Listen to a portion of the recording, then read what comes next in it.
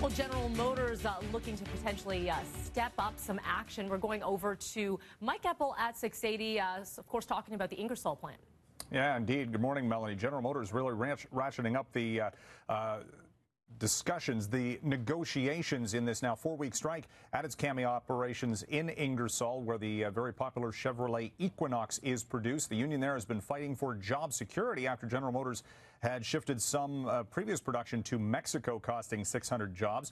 General Motors is now pushing back, saying end this strike or we're going to shift even more production, potentially shut down that entire operation, 2,500 jobs, and move everything to Mexico. This all comes into the NAFTA negotiations. Unifor President Jerry Diaz has been saying that's all part of this.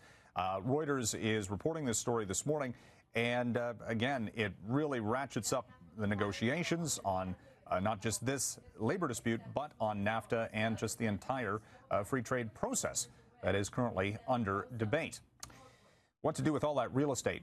Sears Canada set to shut 130 locations across the country, and the mall operators are wondering what's going to fill the void. That's a lot of real estate, thousands, hundreds of thousands of square feet of space. We've already had previous retailers go out of business, and some previous Target Canada stores, for example, are currently sitting derelict, and you can go back years past that in Zeller's locations. So in some cases, the Target stores were broken up into smaller retail operations, which is possibly the outcome for Sears stores. But these are, in some cases, anchor tenants of some of Canada's biggest shopping malls.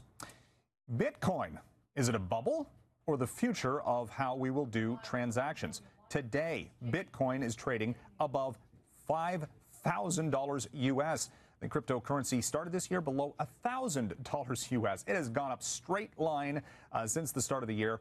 Some think it's a bubble, some think it is the future. Speaking of potential bubbles, Wall Street yesterday hit the 48th record of the year for the Dow Jones Industrials average.